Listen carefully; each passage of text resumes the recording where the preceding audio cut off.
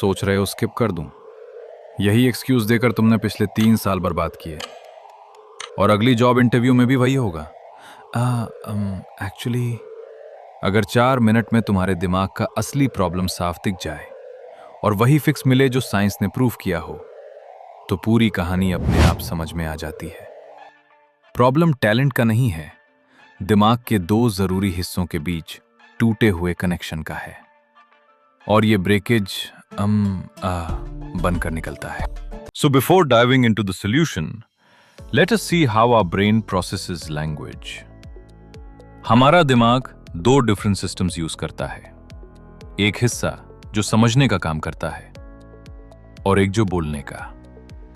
Problem यह है कि हमने स्कूल में सिर्फ समझने वाले पार्ट को ट्रेन किया, बोलने वाला पार्ट उसे कभी जिम ही नहीं भेजा। ये दोनों होते कौन से हैं? वर्निकीज एरिया सुनना, पढ़ना, समझना, इन सब के लिए यूज होता है।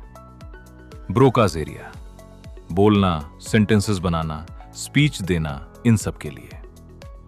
अब जरा ऑनेस्टली सोचो, स्कूल में हमने काफी साल पढ़ाई की और उन सब सालों में हमने सिर्फ रीडिंग, लिसनिंग, ग्रामर पर काम किया, और ये तीनों सिर्फ वर्निकीज एरिया के अंडर आते हैं। ब्रोकाज एरिया उसे कभी ट्रेन ही नहीं किया, और फिर हम कहते हैं यार मुझे सब आता है पर बोल नहीं पाता।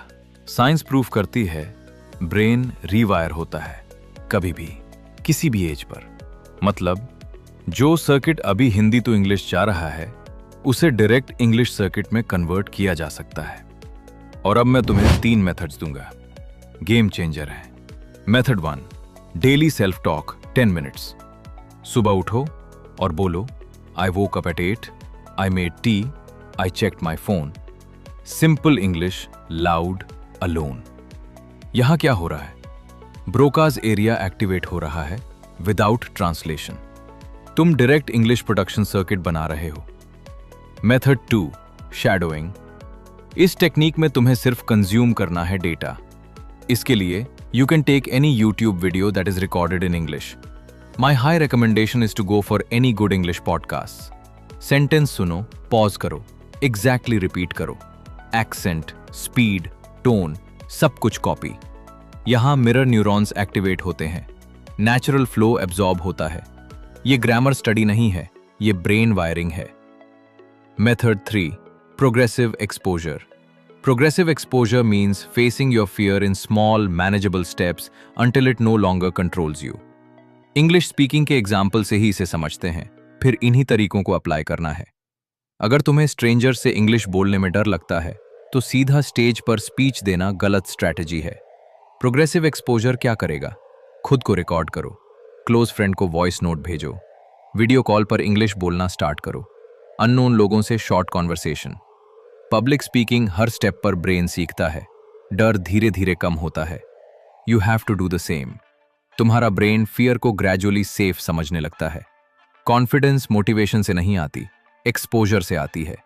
अब अगले कुछ दिन तुम्हारे नेक्स्ट 10 साल डिसाइड करेंगे। अभी नहीं स्टार्ट किया तो 5 साल बाद भी सेम रिग्रेट होगा। ये मोटिवेशन नहीं है, ये साइंस है, पॉसिबल है। Keep learning, keep practicing. I will see you in the next one.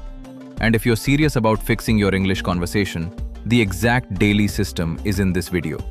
Start today. Don't let another 6 months pass the same way.